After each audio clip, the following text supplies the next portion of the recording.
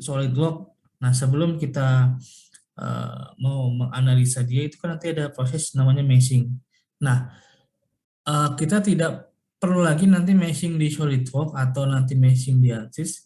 Kita bisa meshing di dalam sini, apa namanya, maksudnya ini. Nah, ini tree mesh, ya. Jadi add tree mesh atau add for marker tuh. Jadi setelah markernya ada, langsung kita. Jadi ketika nanti mau menganalisa itu kan di meshing, kita tidak perlu lagi meshing. Jadi sudah di meshing di dalam Maxsurf gitu ya. Tidak perlu kerja 2 kali. Ya. Mau pakai CFD gitu ya, mau analisa pakai metode elemen hingga meshingnya bisa di Maxsurf. Jadi ini nanti bisa diekspor dia. Nah, ini tuh ya, bisa render mesh gitu ya. Bisa tree mesh, bisa geometri yang lain ya. Ini kalau mau dimasukin ke AutoShip. Ini kalau mau dimasukin ke dalam ship flow. Ini yang noob surface-nya. Nah, ini kalau mau bentukan lens plane-nya. Yang atas itu paling micro station. Yang 3 itu kalau mau masuk ke dalam file Rhino ya, Rhinoceros. Nah, bagaimana tadi marker-markernya? Nah, itu yang di minggu lalu. Kita masukin dulu apa namanya, background image-nya ya. Di desktop.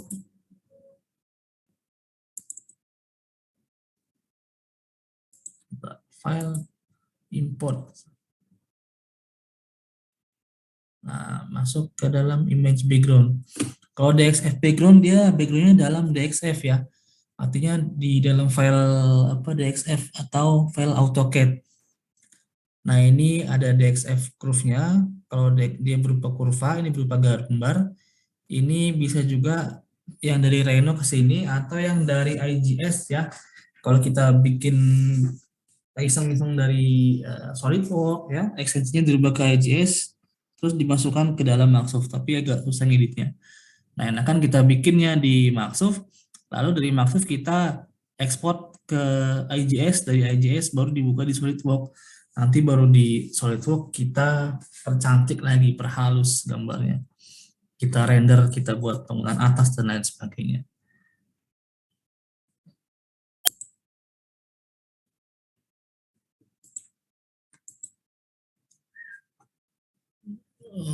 Sorry, bukan ke sini. Display. Ini kalau menghapus di delete image. Ini kita di body plan tadi ya. Karena tadi gambar body plan, kita masukin di body plan. File, import, image background, capture. Nah, ini seperti biasa, display, background, kita tentukan 0 point-nya. Sini, klik, oke. Terus reference point-nya.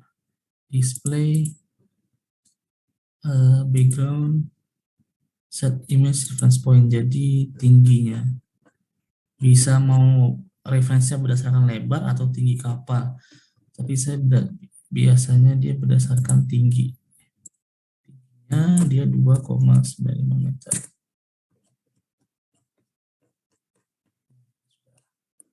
Pas ya di sini. Nah, terus setelah itu kita tidak memunculkan surface, tapi yang saya bilang desain gridnya harus kita buat dulu. Data desain grid. Saya mau buat waterline-nya dulu. Saya buat 5. Baseline tidak bisa dibuat dalam Maxsurf, jadi langsung WL1.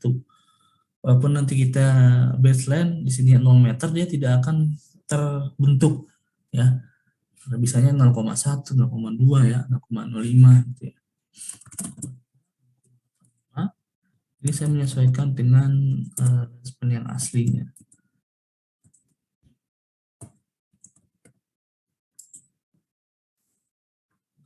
Pas di sini di 2,35 ya. Pas kan ya tuh. Jadi kalau kita tahu ukurannya pas di sini. Data design grid terus batok 1, 2, 3,5, satu lagi.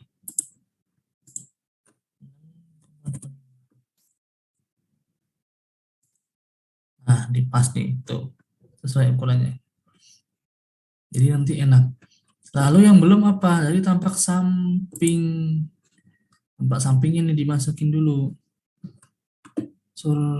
File X import image background yang P.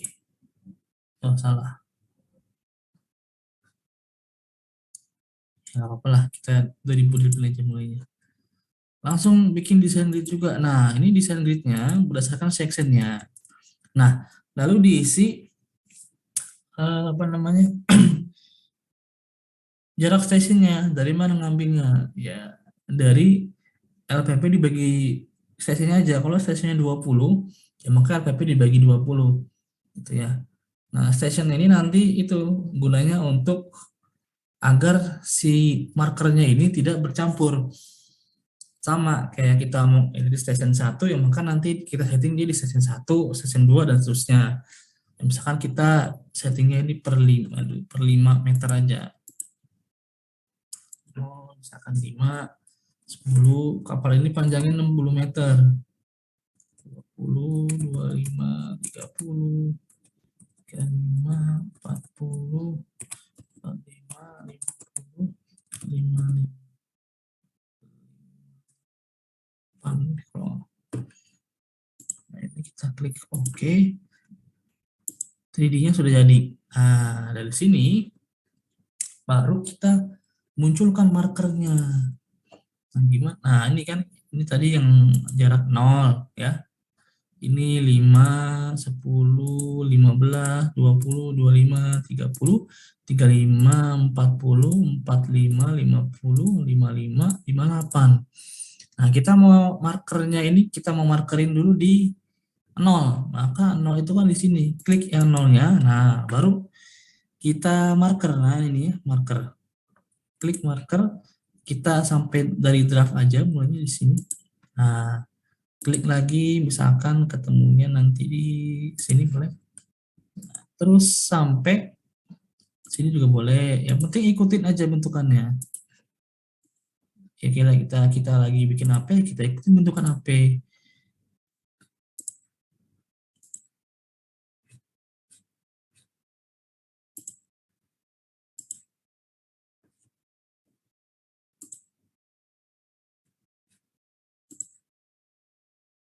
Nah, selesai.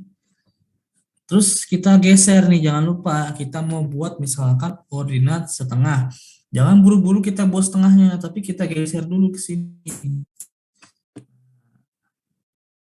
Kita buatnya langsung aja 1.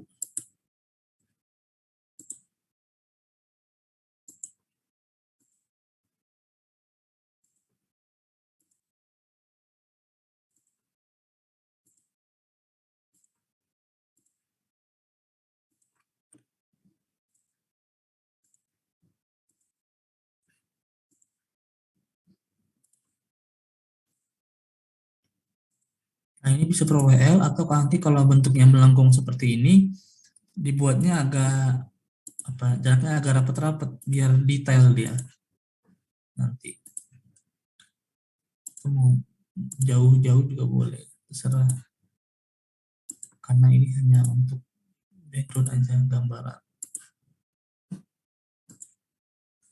Karena kalau untuk marker dia nggak ada shortcutnya, dia jadi harus ke sini, balik lagi ke sini, terus ke sini gitu ya.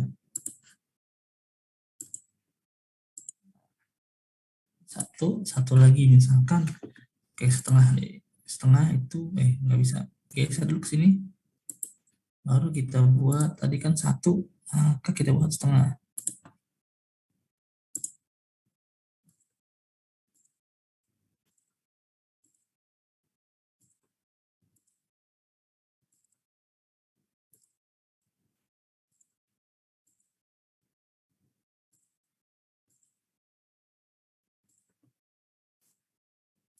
Nah, nanti terus dibuat ininya ya, apa namanya, per ordinat.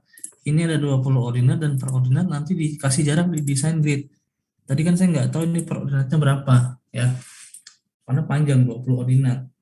Ya, kalau misalkan dia ini panjangnya 100 meter ya dibagi 20 kan per ordinatnya enak ya, karena ini nggak genap ya, koma. Nanti kita bisa kan itu. Nanti kalau di tampak 3D dia seperti ini ya. Ada markernya tuh. Nah, ini markernya udah ada. Ini bisa dikasih garis connect marker. Nah,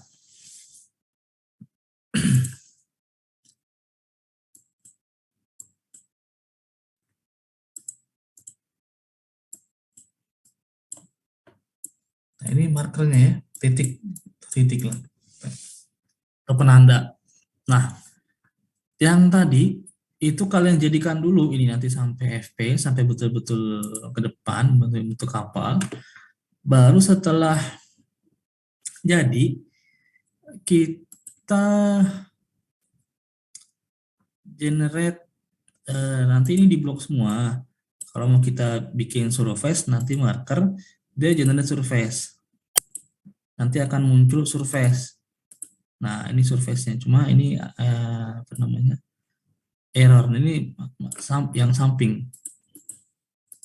Terus tampak sampingnya tampak samping. Nah, tadi di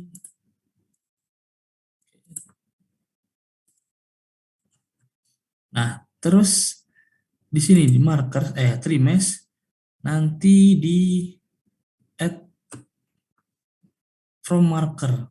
Nah, jadi marker yang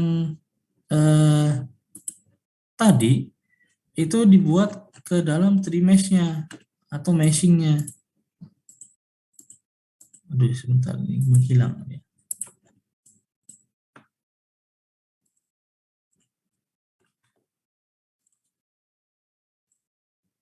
Nah, ini sudah ada trimeshnya.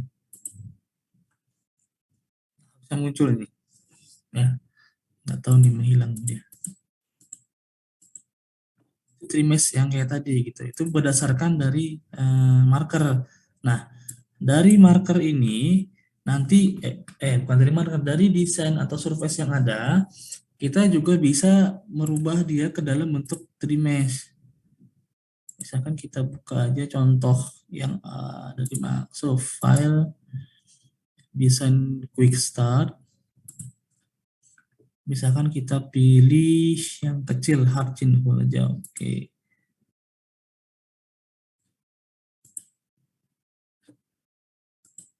Nah, ini kalau mau kita meshing dia sama kayak tadi,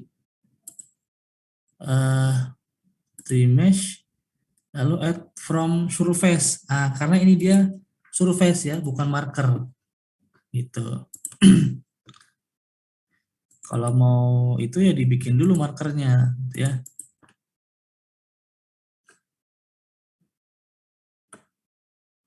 Oke, nih add from surface. Nanti akan muncul trimeshnya.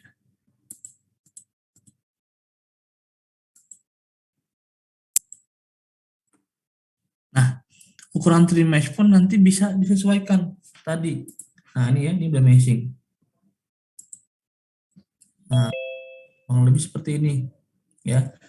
Nanti file meshing ini bisa diekspor ke dalam ANSYS, bisa ke dalam SolidWorks dan lain sebagainya pakai metode elemen hingga ya. Nanti di meshing. Oke, sampai sini ada pertanyaan? Belum, Pak. Silakan. Belum, Pak. Oh, Belum belum. ada pertanyaan. Oke. Jadi intinya modeler di sini ya dia buat halnya, ya model-modelnya. Lalu misalkan kita mau buat kapal ya, kita buat dari satu lambung aja surface. Kita buatnya dari default. Nanti di sini list surface banyak contoh-contohnya, sekian.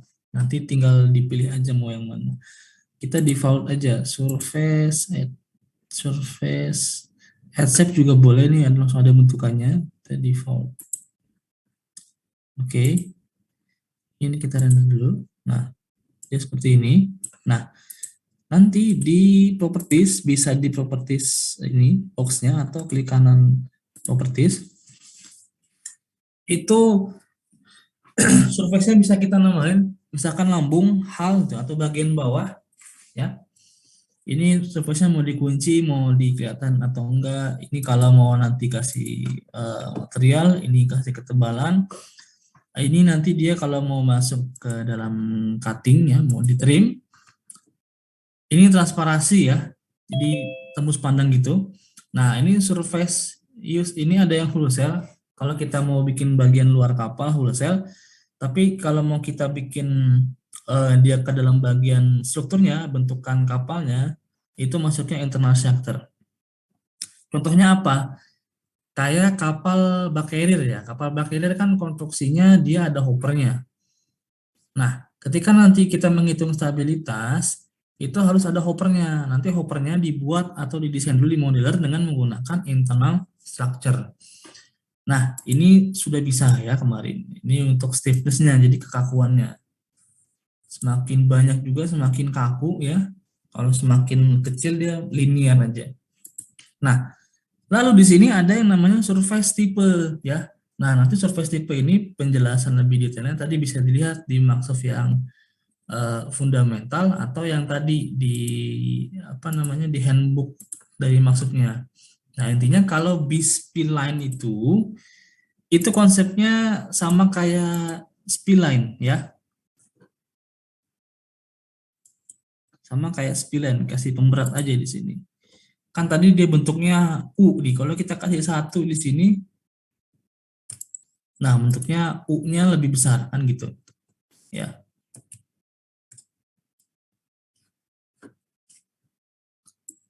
Nah, di sini ada weightingnya 1 standar. Ini nggak bisa kita ubah. Yaitu B-spline. Nah, kita balik lagi ke yang tadi, properties. Nah, itu ada node, ada conic, ada developable. Nah, ketiga surface ini hampir sama fungsinya. Ya, dia untuk membuat surface tambahan selain hull. Ya, kalau kita membuat hull pakai B-spline juga cukup. Tapi kalau nanti mau ada tambahan, jadi kayak kita bikin skeg-nya atau nanti mau ada tambahan bulbosnya mau kita buat terpisah, nah itu pakainya node, conic atau developable. Nah kalau yang conic bentuk-bentuknya yang conic ya kayak kon kerucut itu pakainya nanti tipe conic. Nah, kalau developable tipe-tipe yang dapat dibentuk lah istilahnya. Nah, jadi node, conic dan developable intinya selain dia membuat selain dari whole. Nah kalau node selebihnya sama. Kalau node kita klik OK. Dia weightingnya nyala di sini. Nah, apa yang terjadi kalau weightingnya kita tambah 10.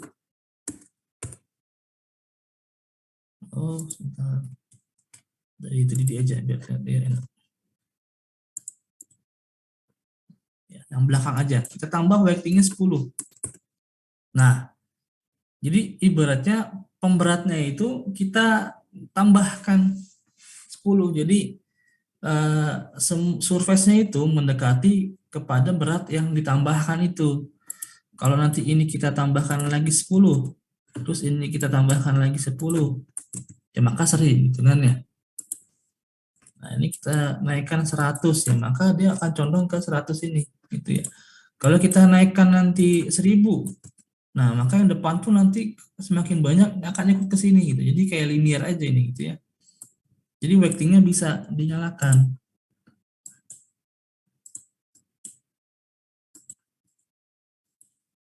Nah, fungsinya apa weighting tadi? Dia semakin berat. Terus satu lagi nanti kalau ada bentukan tertentu yang harus pakai weighting gitu ya. Nah, misalkan kita ganti lagi dia menjadi konik. Nah, ini juga sama.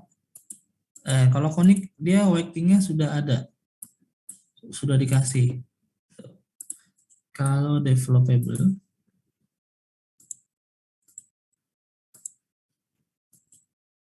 nah ini sama.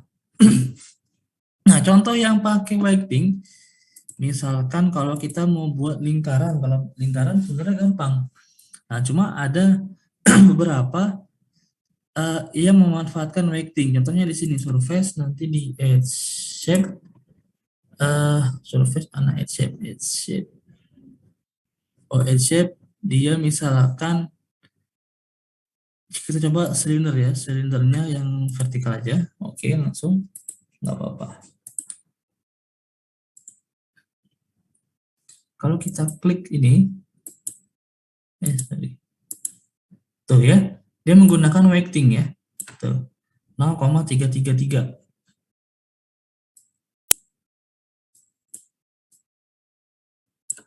Ini tetap 0 ya, ini 1. Nah, ini semuanya 0,33. Nah, apa yang terjadi kalau kita ubah weightingnya menjadi 1 nih yang bawah semua ya.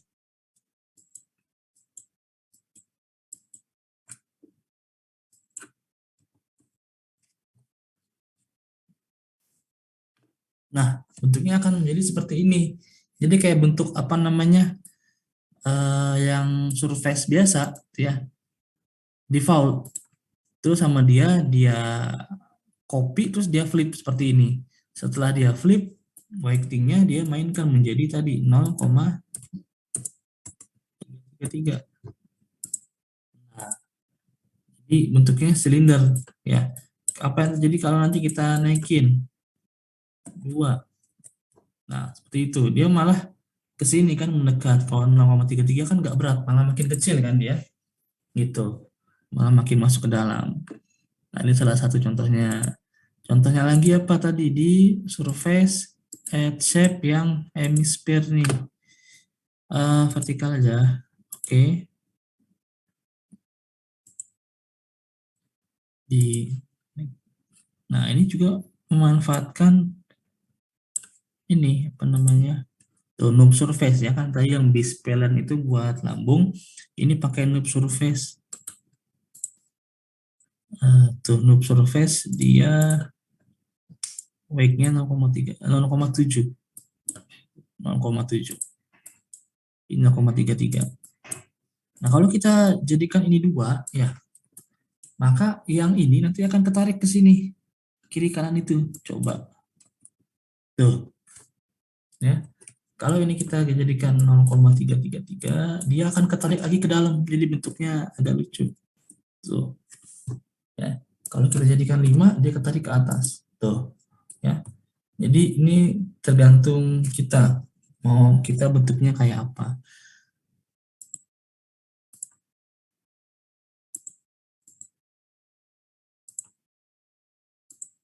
Ini ada yang silinder, ada box, ini ada naka ya.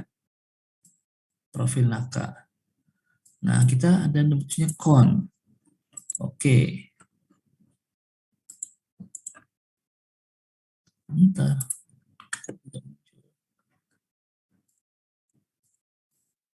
Nah,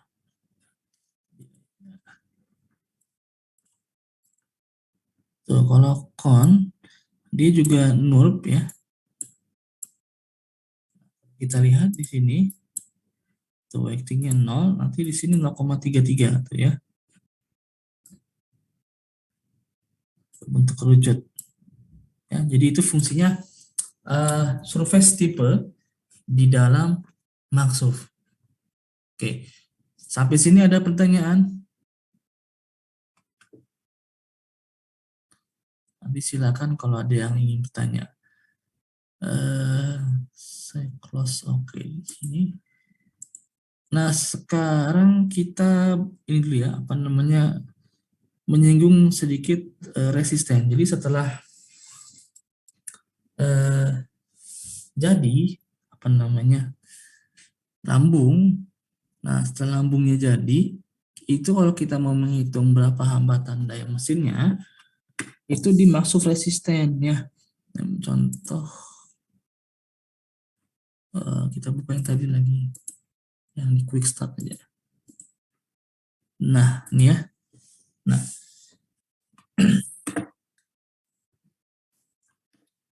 kalkulator hidrostatik ini data hidrostatik pada saat draft design ya. 1,215 di situ ada ya. Nah, ada yang namanya kurva hidrostatik dan kurva Bonjen kalau kita mau melihat dia di bawah garis airnya. Nah, yang ketika kita mau menghitung hambatan kan kita harus pakai angka dari kurva hidrostatik kan kurva Bonjen gitu ya. Ya, itu kalau kita mau menghitung manual. Tapi ini tidak perlu ya, karena sudah pasti angkanya atau yang kita buat itu ya sama. Kita buat CB 0,5 ya CB 0,5 dan seterusnya. Kita mau buat CB 0,7 yang pasti 0,7 gitu ya. Kan berbeda dengan manual. Kalau manual yang diminta 0,5 bisa jadi lebih 0,52 atau malah jadi kurang 0,42.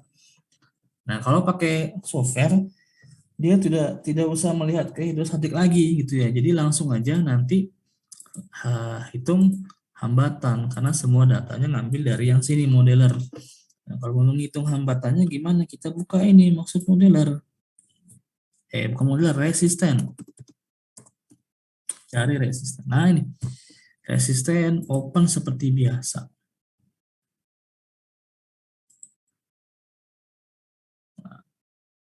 Jadi kalau kita udah buka connect client ya, terus kita buka satu software maksudnya, kita mau buka yang lain lagi, kita nggak usah connect client lagi, dia sudah otomatis. Terus tinggal ketik OK ya. Warna daripada maksud resisten abu-abu tadi ya. Nah, oh double, kebukanya double.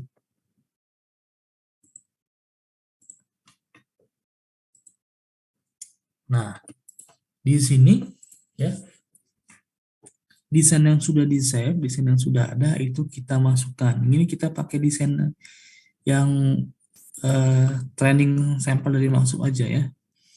C, program file, Bentley, offshore.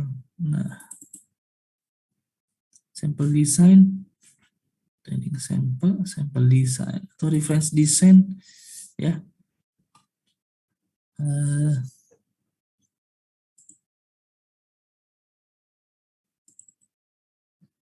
Pakai naval frigate open. Nah, ini diklik seluruhnya ya. Oke.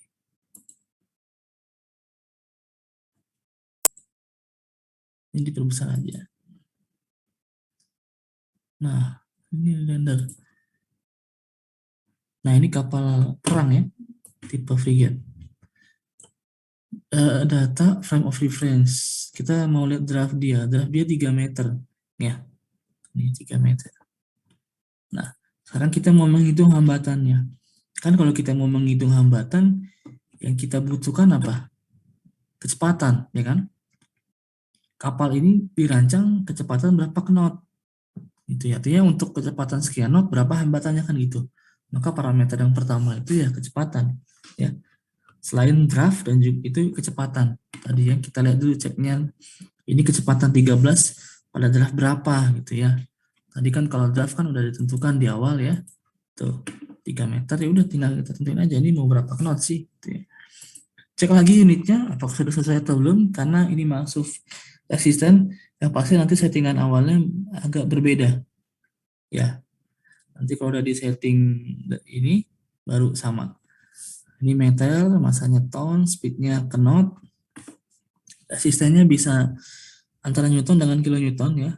Tapi enakan kilonewton biar angkanya lebih sedikit. Lalu powernya itu kalau nggak KW ya HP silakan. Ya, dua-duanya bebas. Ini ikutin manualnya aja KW.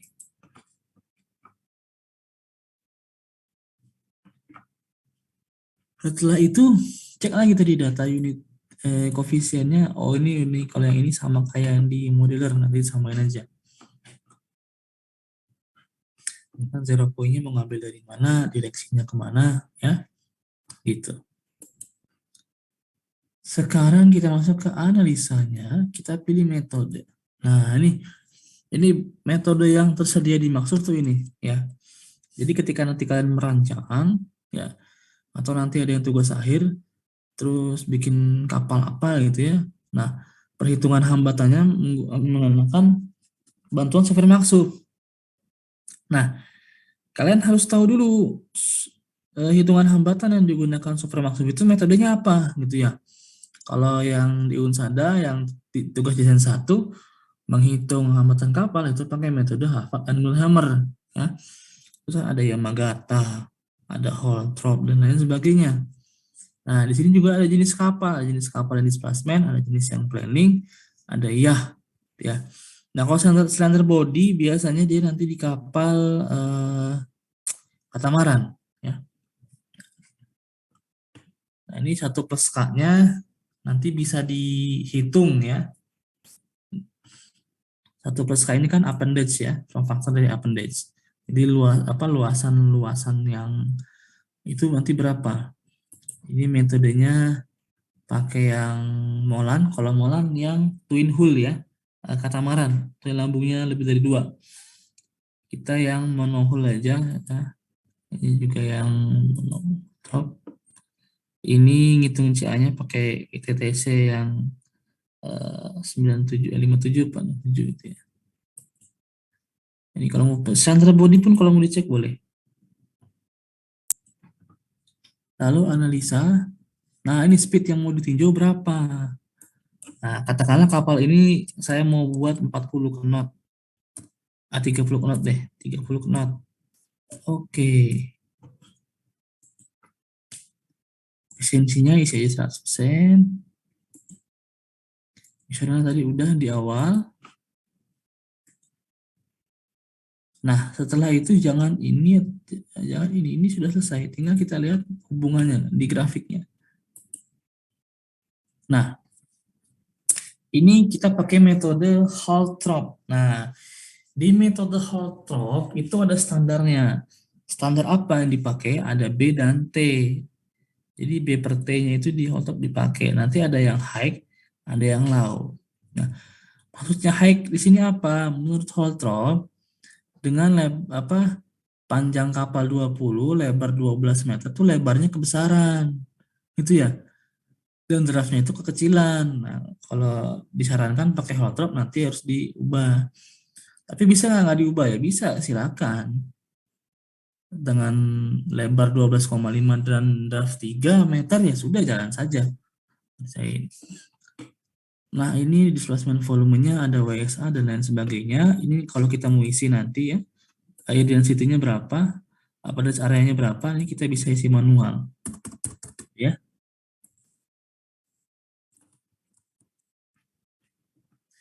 Hasilnya di sini. Nah, ini kurva speed versus resistance versus HP atau KW. Jadi kalau kita mau 30 knot, kita butuh berapa? 11.000 kW nih.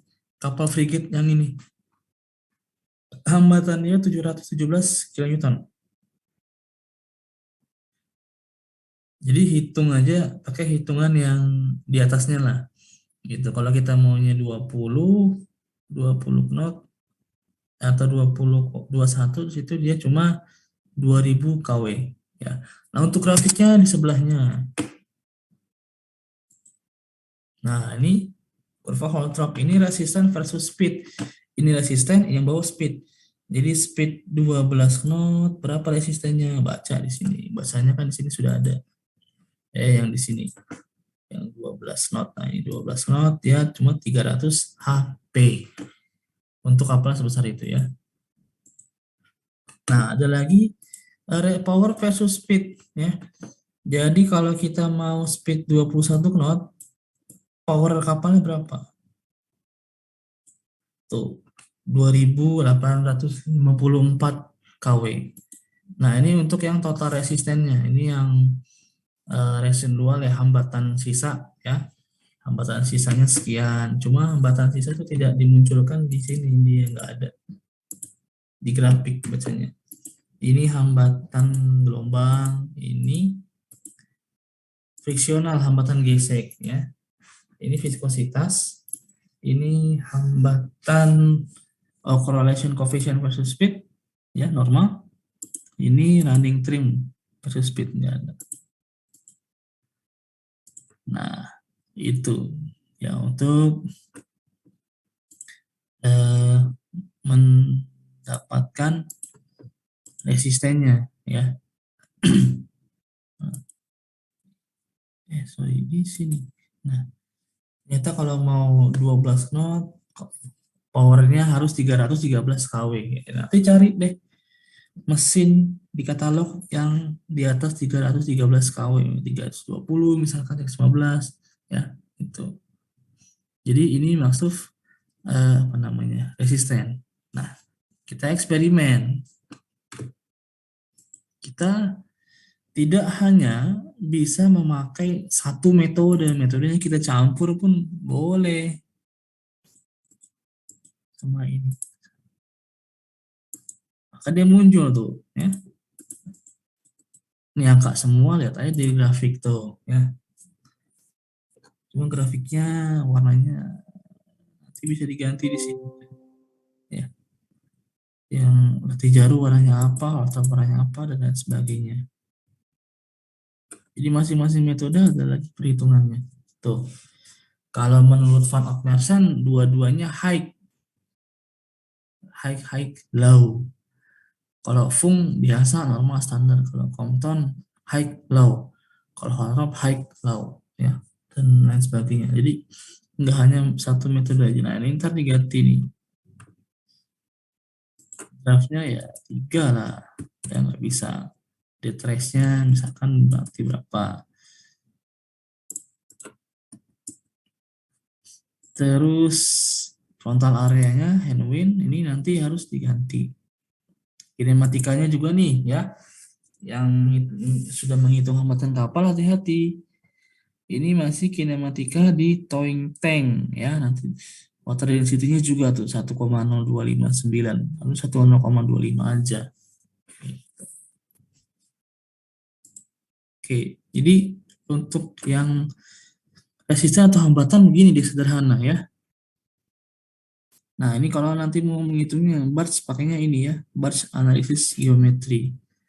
Kalau mau menghitung Barts nanti model atau mode Barts-nya itu yang kayak gimana atau yang seperti apa itu ya. Oke, baik. Sampai sini ada pertanyaan?